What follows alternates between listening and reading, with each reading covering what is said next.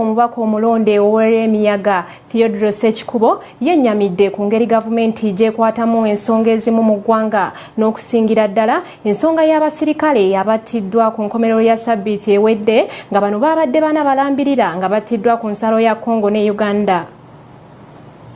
Oluvannyuma lw'abasirikale ba Uganda okuttibwa amagye g'e Congo, omubaka wa Rwemiyaga Honorable Theodore Ssekikubo avuddeyo n'anenya gavumenti okwesuulirayo ogwa Naggamba ng'ate eggwanga lirumbiddwa. Ssekikubo agambye nti gavumenti mu bintu ebirala evaayo n'amaanyi ng'okugumbula abeekalakaasi naye ku nsonga enkulu ng'eno yafiiramu n'abasirikale b'eggwanga esirise busirisi. Eryetongedde ekyokubiri gavumenti bwe beekozesa amaanyi amangi ku bantu abeekalakaasa batalina na kyakulwanyisa lwaki ate ku luno tevuddeeyo mu ngeri y'emu n'eboggolera Congo n'egiraga nti no neteefuteefu okukuuma eddembe lya Uganda n'ekisembayo ku nsonga eyo gavumenti ekimanye nti no bano abaafudde bantu ba Uganda basirikale ba Uganda naye mwabo abaafudde balina amaka balina famire zaabwe. Ekyo kyali bwali yali kati gambe discipline y'abasirikale b'e Congo tepina lutalo na Congo netulwana na Congo tebaali bayekera baali basirikale baali kupatro abasirikale b'e Congo ne bajja nga bawerekedde ababbi ne babakuba. Ssekikubo annyonnyodde nti kyannaku nti omukulembeze w'eggwanga tannabaako kyayogera okuva abasirikale bano we battibwa ate nga baali bali ku mirimu gy'eggwanga era n'ategeeza nga bw'agenda okwogera ku nsonga eno mu lutuula lwa paalamenti gavumenti ennyonnyole lwaki amagye g'e Congo gagenda mu maaso n'okutta bannayuganda ku nnyanja ya Albert. Pulezidenti w'eggwanga eyakalayira gwe tusuubira nti nno akyali mupya nnyo mu kisanja kino tannabaako kyayogera. Tulindiridde Prime Minister w'eggwanga tannabaako kyayogera. Tulindiridde kamanda w'amagye oba CDF General Katumba Wamala tannabaako kyayogera.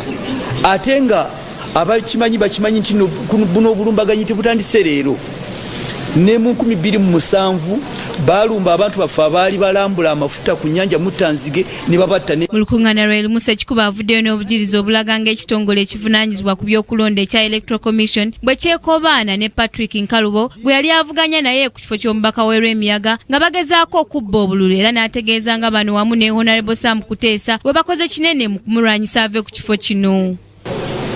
Kyannaku nti nno nina wano obujulizi obulaga emiganda n'ebiganda eby'obululu ebyakubibwa Mwami Sam Lwakosho Secretary w'Electoral Commission ne babiweereza Rwemiyaga nga bagezaako okubba obululu n'abaabirina oluvannyuma baabireeta ku poliisi n'obululu obwali predict obwabalema ekyabaleesa nti nno okuteesa essente ze yali abalaganyiza okubawa teyazituukiriza teyazibaweereza ne beewaayo ne bagamba katubyogere obululu ne babuleeta.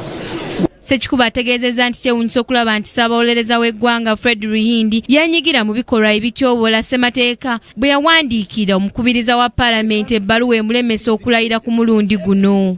Neewuunyiza nnyo mu misango gino gye mbaddemu nti ssaabawolereza wa gavumenti gwe bayita Attorney General naye yawandiise ng'alagira Electoral Commission ng'alagira ne Parliament kubanga ne Speaker bamuwaddeko kopi nti Ssekikubo tali gazetted era tayinza kulayira.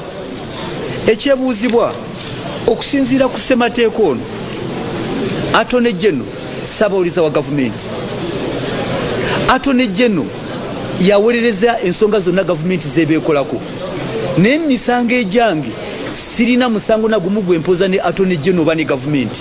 Ssekikubo atutegeezezza nga ofiisi ya ssaabawolereza we yafuuka kati ey'ebyenfuna era nga buli alina ssente kati yagendayo. Attorney General ofiisi ya Attorney General efuuse ofiisi ya ddiiru kati alina ssente yafuna endagaano ze ziterebweko omukono mu ofiisi ya Attorney General. Buli alina ssente mu nsawo advice oba n'endagaano byonna ebikolebwa mu ofiisi ya Attorney General byakugula buguzi. Honorable Theodore Ssekikubo omwennyambivu ku ngeri gavumenti gyegayayiddemu ensonga z'abasirikale ba Uganda abattiddwa gavumenti y'e Congo wiiki ewedde era asaba gavumenti eveeyo ennyonnyole eggwanga lwaki okuttibwa kw'Abannayuganda kugenda mu maaso ate nga yo esirise busirisi. Crackingdom TV, Samla Hanifa amalindirire.